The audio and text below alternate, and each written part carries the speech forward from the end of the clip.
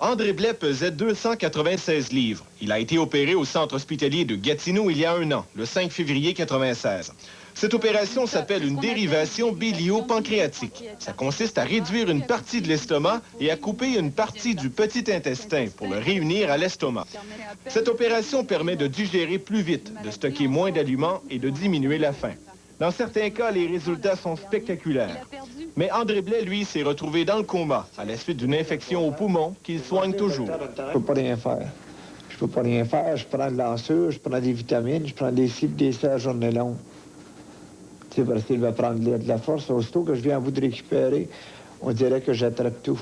Il espère qu'il sera remis de son infection d'ici 2 ou 3 semaines. Mais depuis 1 an, M. Blais a été hospitalisé durant environ 80 jours.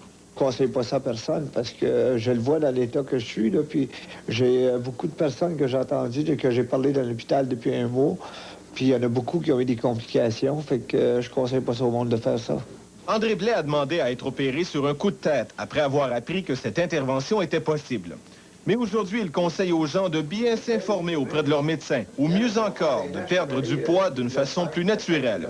Il regrette même d'être devenu si maigre et surtout si malade. Je pesais 296 livres juste quand j'ai rentré à l'hôpital. J'avais dit, c'est encore de 296. J'avais eu moins de difficultés. Hugues Riopel, TVA, à Gatineau.